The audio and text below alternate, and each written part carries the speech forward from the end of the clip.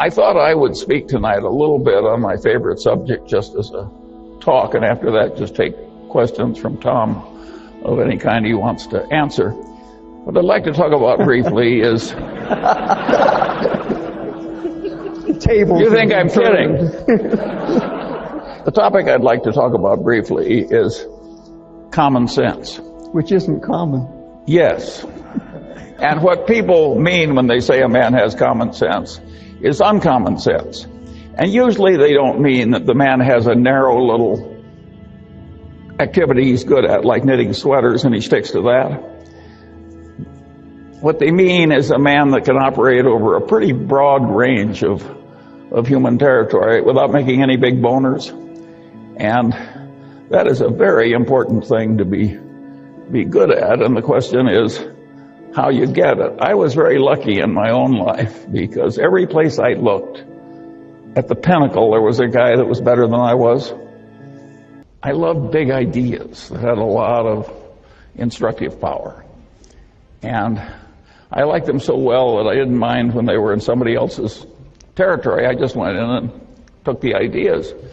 So I paid no attention to the territorial boundaries of academic disciplines. And I just grabbed all the big ideas that I could, and then I used them in daily activity to solve problems and amuse myself and do self-education and so forth. Well, that makes me a collector. I'm a collector of inanity. And I've cataloged the inanities on structures in my head. And it's been a wonderful thing to do. If you stop to think about it, how many unhappy collectors do you know? Whether they collect silver or mistresses or, by and large, collectors are happy. And collecting inanities is just wonderful. If you collect stamps the way I once did, I soon had a U.S. stamp collection I couldn't afford to add a stamp to. Well, what fun is collecting when you can't afford the next stamp? When you're collecting inanities, there's never a shortage. And there's all this low-hanging fruit. We had one this morning from the governor of New York.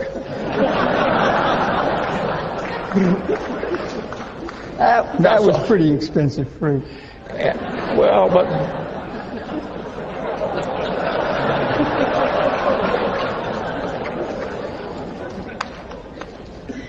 And so, this is just a wonderful activity, and it's amused me and instructed me all my life. And another thing that I got into when I did that was to be very interested in seeing how these ideas interplayed together. There's not big academic reward or worldly reward for integrating one discipline for a strange discipline, but a strange discipline that's not your own. So if you do it in your head, you're in a territory without much competition. Warren always says you should take the high road in life because it's less crowded. And this is a less crowded mental road in life, and it really works. And of course, when you do that, you get into issues where ideas are in conflict. And of course, it demands synthesis. Well, a lot of people, when they see a demand for synthesis, immediately retreat into whatever orthodoxy they came from. That's not the Munger. If there's two big, powerful ideas and there's a terrible tension between them and synthesis is demanded, I look it up if I can, and if I can't look it up, I try and figure it out, and if I have a poor approximation, I use that for a few years until it gets better. So how did you figure out, a lot of people look at your life and would want to emulate what you've done. Is that something that people can do, look at someone like yourself and see your path? I mean, you're in real estate law, then investing. What do you even consider yourself? A businessman? How would you describe what you do? Well, I don't consider myself I think my way of thinking will work for anybody, of trying to be very rational and disciplined. So I think that much. But to flit around to various careers and go into the other fellow's professional territory and try and outdo him and do all kinds of things like that, I think will not work for most people. And so I always tell, I'm always being visited by young men who say, I'm practicing law and I don't like it. I'd rather be a billionaire. How can I do it? And I tell them, well, I'll tell you a story. A young man goes to see Mozart. And he says, Mozart, I want to start composing symphonies. And Mozart said, how old are you? And the guy says, 22. And he says, you're too young to do symphonies. And the guy says, yes, but you were 10 years old when you were composing symphonies. And Mozart says, yes, but I wasn't running around asking other people how to do it. Right. So I think this flitting around business is something not everybody should try. Yeah, I think if I tried it again, it might not have worked as well. You said just figure out I how may to have do been something quite and do lucky. it. Why were you were lucky? Yeah, I think I had some luck, yeah. Well, but I think there's more to it than that. I mean, where were you looking? Yes, the combination of luck and skill. That's what all good records are. Social science in America is very poorly taught. And the people who are the denizens and the people that they teach are way more incompetent than they need to be. The solution is to get all these social scientists, or the ones that have the capacity to do it at least, so that they are comfortable across the boundaries of disciplines and see where the ideas conflict. Let me give you a simple example. If you went around Caltech and asked people, where do the laws of chemistry not apply? Practically everybody would say, well, they don't work in a hot plasma. No big deal.